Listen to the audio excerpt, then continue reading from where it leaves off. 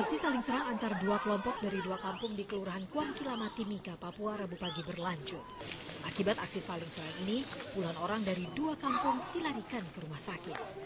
7 korban dari kampung atas dilarikan ke RSUD Timika, sedangkan korban dari kampung bawah yang jumlahnya belum diketahui dibawa ke rumah sakit mitra masyarakat. Penanganan korban luka sengaja dipisahkan di 2 rumah sakit yang berbeda. Kapolres Mimika Muhammad Sagi mengatakan pertikaian dari 2 kampung ini sulit didamaikan karena telah ada korban tewas di kampung bawah. Berdasarkan adat warga Papua, perdamaian baru terjadi jika jumlah korban tewas telah imbang. Akibat pertikaian yang berlarut-larut ini, SD Impres di Kelurahan Kuam Kilama terpaksa diliburkan untuk batas waktu yang belum ditentukan. Menurut pihak kepolisian, kasus ini berawal dari masalah denda adat sebesar 100 juta rupiah yang ditetapkan oleh kelompok kampung bawah pada kampung atas terhadap kasus perkosaan. Kontributor Muhammad Yamin melaporkan dari Timika, Papua.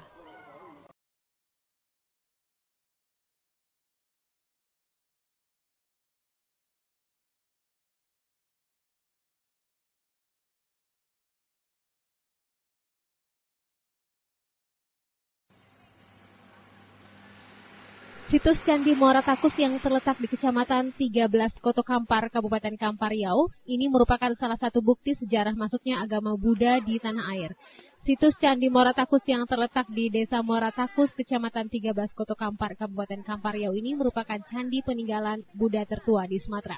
Sayangnya kondisi Candi Muara Takus sangat memprihatinkan. Selain tidak terurus dan banyak dari bangunan candi yang batanya sudah mulai copot dan pecah, bukti sejarah ini juga jarang dikunjungi wisatawan asing maupun lokal. Edi, warga Pekanbaru yang sengaja membawa keluarganya mengunjungi Candi Muara Takus ini mengakui sosialisasi keberadaan situs Candi Muara Takus selama ini kurang. Itu sebabnya Candi Muara Takus kurang dikunjungi turis lokal maupun luar negeri. Pemerintah daerah dan pusat bersama-sama diharapkan mensosialisasikan keindahan dan keunikan candi tertua di Sumatera tersebut. Kebetulan jalan ke sini untuk bawa anak-anak libur. Jadi sebenarnya wisata ini sangat bagus, tapi aturannya ada peraturan pemerintah untuk mengadakan ini bagaimana banyak dari pemerintah setempat. Mudah-mudahan nanti ini bisa berkembang buat wisata untuk diri di sini. Ada tahun juga, Pak.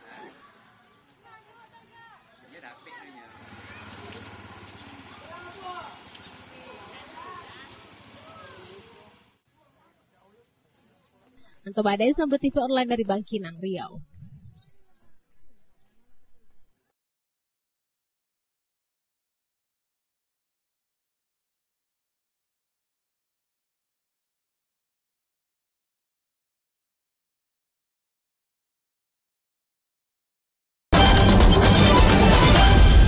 Selamat sore. Serbuan budaya asing yang masuk melalui industri musik ke Indonesia bukan hanya mempengaruhi unsur musik, tetapi ditakutkan akan mempengaruhi unsur lain. Saya Rika Indriaswari, inilah redaksi kontroversi selengkapnya. Demam Korea atau Hallyu kian menggema di berbagai belahan dunia. Dari ekspor budaya K-pop, pemerintah Korea bahkan memperoleh pendapatan hingga 35 triliun rupiah.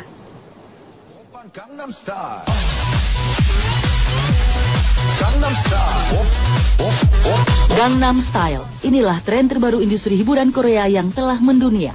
Gangnam sendiri adalah sebuah distrik di kawasan Seoul, Korea Selatan yang dihuni warga kelas atas Korea. Kehidupan warga Gangnam inilah yang coba ditulis Park Jae-sang lewat lagunya.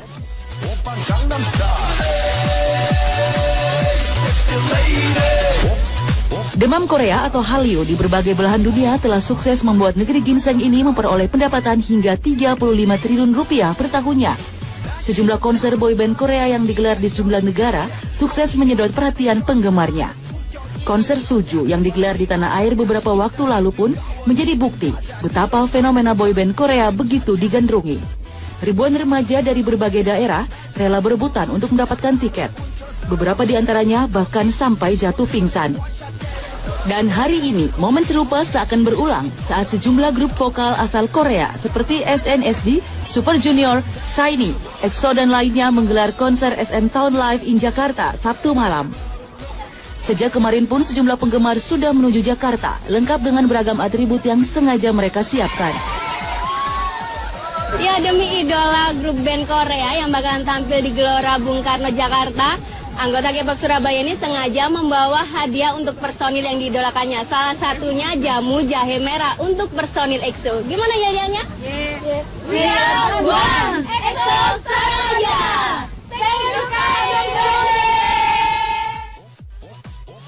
Seakan tidak mau ketinggalan, kesuksesan boy band ataupun girl band Korea membuat generasi muda Indonesia ramai-ramai mengekor. Dari mulai jenis musik, cara berpakaian, hingga cara berdandannya. Saya kok melihat yang paling bahaya sebetulnya industri musik yang sedang berkembang sekarang ini adalah boy band, girl band di Indonesia.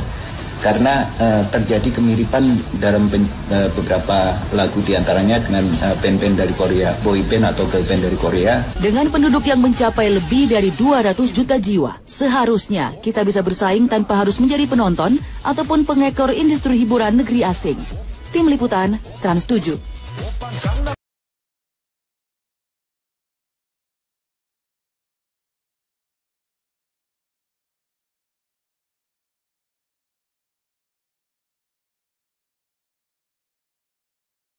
Tari pendek yang masuk dalam iklan pariwisata Malaysia protes keras dengan klaim sepihak dari Malaysia. Sang penari mengaku syuting tari pendek itu dilakukan di Bedugul, Bali dan tidak dimaksudkan untuk iklan negara tetangga.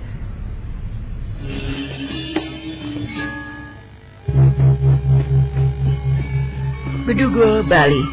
Lucia dan temannya diminta syuting menarikan tari pendek oleh Bali Record, sebuah perusahaan rekaman di Bali. Siapa sangka 12 tahun berlalu kini tarian mereka justru muncul di iklan pariwisata negara tetangga Malaysia.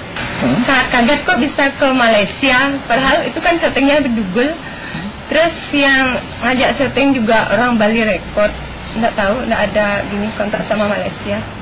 Kita mungkin langsung nuntut ke hukum.